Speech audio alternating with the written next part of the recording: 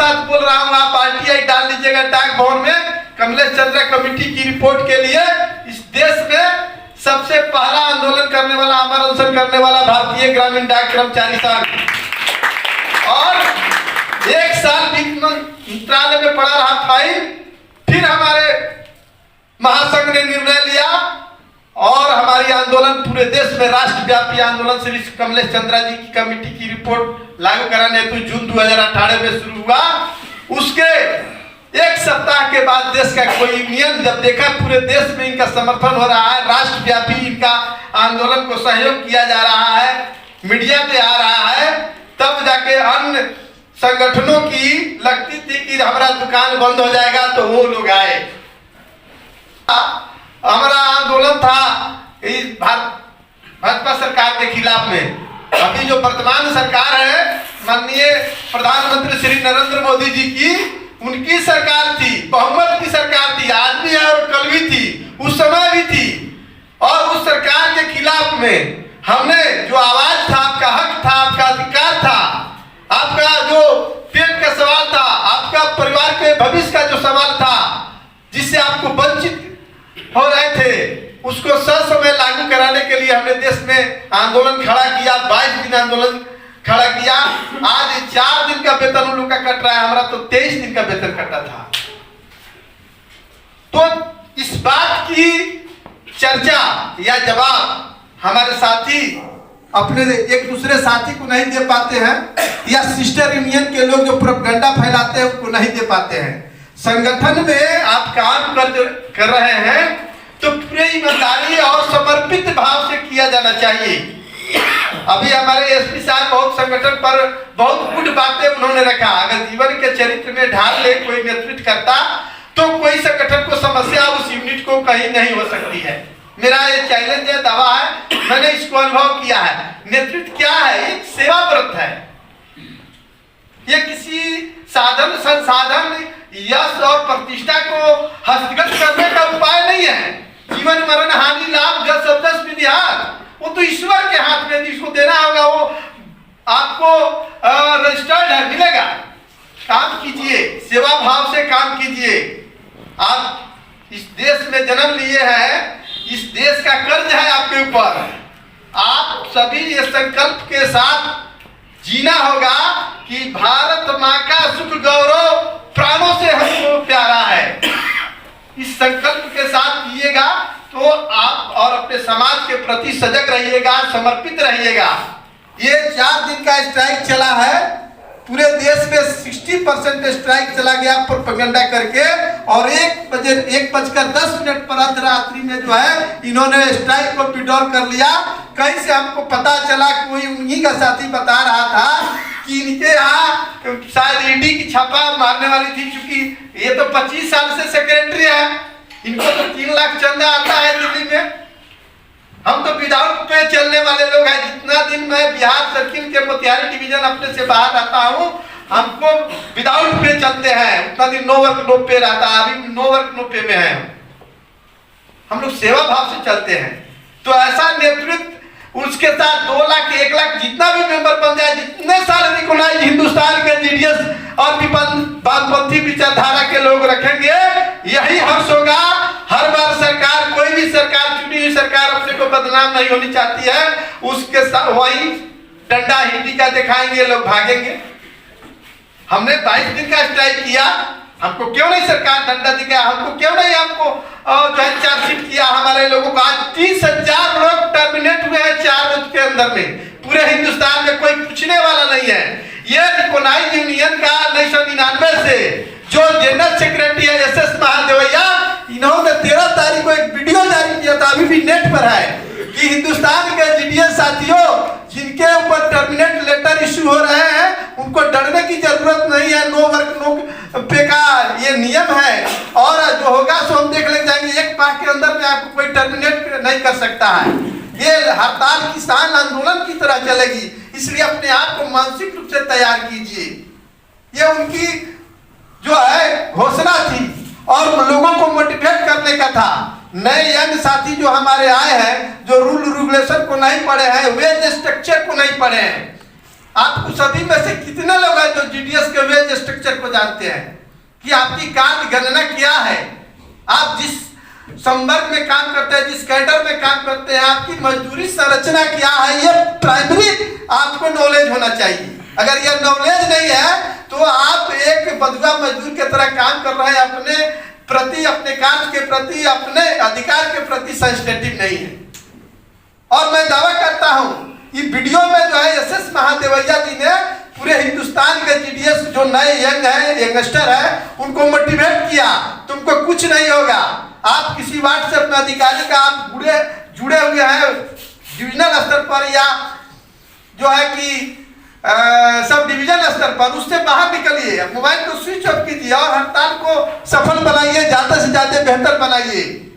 आज वो कल हम देख रहे थे नेट पर कि एक नोटशीट डाल रहे हैं, इस नोटशीट के माध्यम से आप लोग एप्लीकेंट कीजिए पदाधिकारी को, हमको चार्जशीट जो है रिवोक किया जाए। आज जो चार्जशीटेड हो गए हैं वो एग्जाम नहीं दे सकते हैं, अब उनको पदोन्नति नहीं मिल सकती है, उनको कोई ट्रांसफर का कोई बेनिफिशियरी अभी तत्काल उनको जब तक आरोप मुक्त नहीं हो जाएगा, चार्जशीट का मतलब आप पर आरोप पत्र दायर हो गया है, आप मुक्त नहीं हो पाएंगे। 30,000 लोग हुए हैं, तेलंगाना में 1200 लोग हुए हैं, तो आप 25 साल से जनरल सेक्रेटरी है, आपको रूल 23 का 1 वैल्यू मालूम नहीं है, 2 वैल्यू नहीं मालूम है। 25 साल से क्या करते हैं जी? आप लोगों को बरगला रहे हैं, पूरे हिंदुस्तान को 8 घंटा की ड्यूटी की डिमांड करते हैं। 2009 में यूपीए की गवर्नमेंट थी, वो मनमोहन सिंह प्रधानमंत्री थे उस समय, और यूपीए में वो जो गवर्नमेंट आपका पद्मा नगर में आपका कार्यालय है, आप वही सेंटर है, फॉरेन सर्विस पे है, एक दिन सर्विस पे नहीं रहते हैं, आपकी तनख्वाह यूनियन से मिलती है। आपने किसी एमपी को मोबिलाइज किया, मोटिवेट किया, लोकसभा में क्वेश्चन कराया 2009 के बाद, आपने इसके लिए आंदोलन किया। मूल जो चीज है, आज कोई आप आंदोलन कर रहे हैं, सरकार कोई कमेटी बना देगी, चलिए ठीक है मैं आपका वर्कलोड रिवीजन करता हूं और आपका वर्कलोड जस्टिफाई करता है 7 घंटा 8 घंटा मैं आपको दूंगा, और इस वर्कलोड नॉर्म्स के आधार पर आप बता दीजिए हिंदुस्तान के 95% सका टागर क्या इस वर्कलोड में फिट आएंगे 5 घंटे के लिए? कोई साथी हो तो बता दीजिए, कोई ऐसे मैंने आप देखिए उस समय जो है 2009 में वो व्यक्ति चाहता तो बहुत कुछ कर सकता था। 2009, 10, 11 के आसपास में हर पोस्ट ऑफिस में 700 अकाउंट जो है, और ये ओल्ड पेंशन का था, ग्रामीण ओल्ड पेंशन का, वृद्धा पेंशन का 1000 अकाउंट मनरेगा का था, 10 लाख रुपया पर मंथली जो है कि ट्रांजैक्शन हो रहा था, लोग को भुगतान हो रहा था। अगर उस समय प्रयास किया जाता और ये लोग प्रयास करते तो ये वर्क लोड का जो नर्म्स है इसके आधार पर बहुत कुछ हो सकता था, लेकिन उस व्यक्ति ने कहीं ध्यान नहीं दिया, न घंटा बढ़ाने के लिए ध्यान दिया और न ही वह व्यक्ति इस नर्म्स को चेंज करने के लिए ध्यान दिया।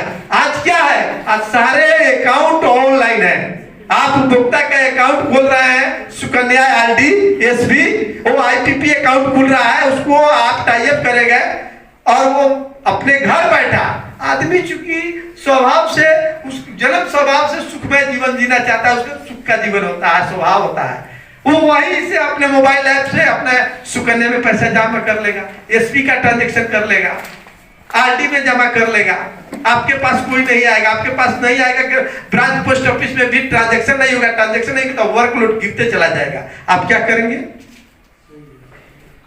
जो हमारा वेज स्ट्रक्चर है, जो मजदूरी संरचना है, जिसके आधार पर हमारा सैलरी तय होगा, हमारा वेतनमान तय होगा, हमारा वर्क आवर तय होगा, इस पर कोई क्या नहीं सोच है।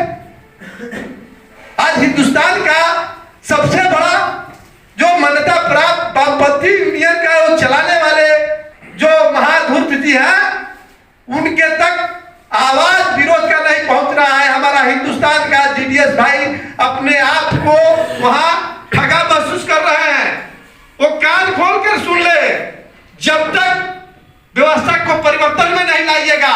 मैं आवाज देकर कह रहा हूं सोशल मीडिया के माध्यम से कि 3 साल के लिए 25 साल उस वामपंथी यूनियन को रिकॉग्नाइज करके मान्यता करके आपने बहुत मौका दिया, मैं 3 साल 3 साल आपसे मौका मांग रहा हूं हिंदुस्तान के जीडीएस बंधुओं, आप भारतीय मजदूर संघ का ये एप्लीकेटेड यूनियन भारतीय ग्रामीण डाक कर्मचारी संघ का मेंबर बनिए और रिकॉग्नाइज कीजिए। मैं इतिहास भूगोल जीडीएस का बदल दूंगा, नहीं तो आप हमें मेंबरशिप को निरस्त करने का आपको अधिकार है, आप निरस्त कर लीजिएगा, घर चले जाइएगा।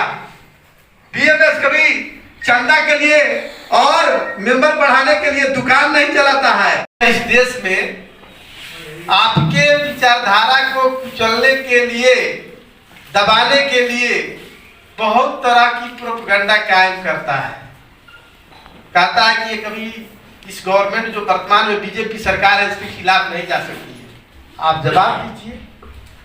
श्री कमलेश चंद्रा की कमेटी की रिपोर्ट 2016 के दिसंबर से लेकर 17 तक पड़ा रहा डाक भवन में हिंदुस्तान का कोई मान्यता प्राप्त बड़ा यूनियन, कोई यूनियन 4-5 यूनियन है, कोई यूनियन नाम लेने वाला नहीं था।